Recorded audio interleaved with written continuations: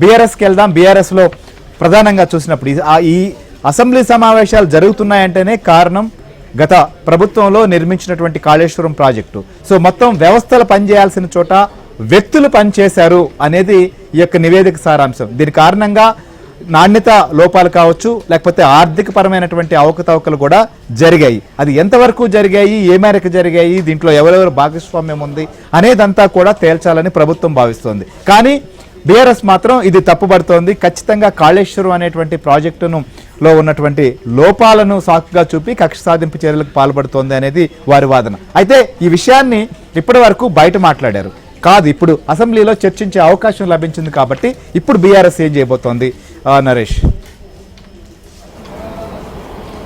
మొత్తానికి గత 20 నెలలుగా అంటే అధికారం కోల్పోయిన తర్వాత రాజకీయంగా గడ్డు కాలాన్ని ఎదుర్కొంటున్న బీఆర్ఎస్ పార్టీకి రేపటి నుంచి జరగబోతున్న అసెంబ్లీ సమావేశాలు అత్యంత కీలకంగా చెప్పవచ్చు. ఎందుకంటే కాళేశ్వరం ప్రాజెక్టు చుట్టూనే దాదాపుగా అసెంబ్లీ ఎన్నికల ముందు కావచ్చు, ఎన్నికలు అయిపోయిన తర్వాత రాష్ట్ర రాజకీయాలన్నీ తిరుగుతున్న నేపథ్యంలో బీఆర్ఎస్ పార్టీకి ఈ అంశం చాలా తలనొప్పిగా మారింది. సో దీని నుంచి బయటపడడానికి, సభలో తమ వాయిస్ వినిపించుకోవడానికి బీఆర్ఎస్ పార్టీకి ఒక అవకాశంగా పార్టీ భావిస్తుంది. అయితే పార్టీ ఒక అనుమానాన్ని కూడా బీఆర్ఎస్ పార్టీ వ్యక్తం చేస్తుంది. సభలో తమకు ఏదైతే ఈ అంశం మీద చర్చించడానికి తగినంత సమయం ఇస్తారా లేదా అనేది కూడా బీఆర్ఎస్ పార్టీ ఒక అనుమానాన్ని వ్యక్తం చేస్తుంది. ఎందుకంటే ఇదే అంశం మీద ఏదైతే పీసీ ఘోష్ నివేదిక ఏదైతే ఉందో ఆ నివేదిక కోసం మాజీ మంత్రి, అప్పటి నీటిపారుదల శాఖ మంత్రిగా పనిచేసిన హరీష్ రావు ప్రభుత్వ ప్రధాన కార్యదర్శిని కలిసి తమకు కూడా నివేదికను ఇవ్వాలని ఆయన స్వయంగా కోరారు. దానికి సిఎస్ నిరాకరించారు. ఆ తర్వాత కోర్టుకు కూడా వెళ్ళిన పరిస్థితి. సో రేపు పవర్ పాయింట్ ప్రెజెంటేషన్ అంటే అసెంబ్లీ లోపల పవర్ పాయింట్ ప్రెజెంటేషన్ హరీష్ రావుతో ఇప్పించాలనేది బీఆర్ఎస్ పార్టీ ఆలోచనగా ఉంది. ఎందుకంటే ఆ మొత్తం డిజైన్ కేసీఆర్ చేసినప్పటికీ కూడా అప్పటి నీటిపారుదల శాఖ మంత్రిగా హరీష్ రావుకు పూర్తిగా ఈ ప్రాజెక్ట్ మీద అవగాహన ఉంది.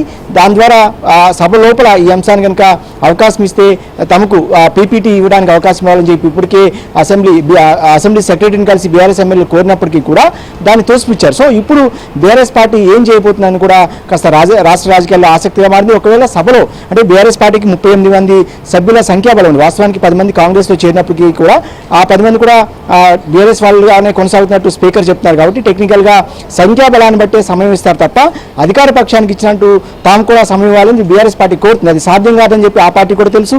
అయినప్పటికీ కూడా ఇప్పుడు ప్రస్తుతం కేసీఆర్తో గత రాత్రి నుంచి కూడా మాజీ మంత్రి హరీష్ రావు ఎర్రవల్లి ఫామ్ హౌస్లోనే ఉన్నట్టు సమాచారం. ఆయన కేసీఆర్తో సుదీర్ఘ మంత్రాలు జరుపుతున్నారు.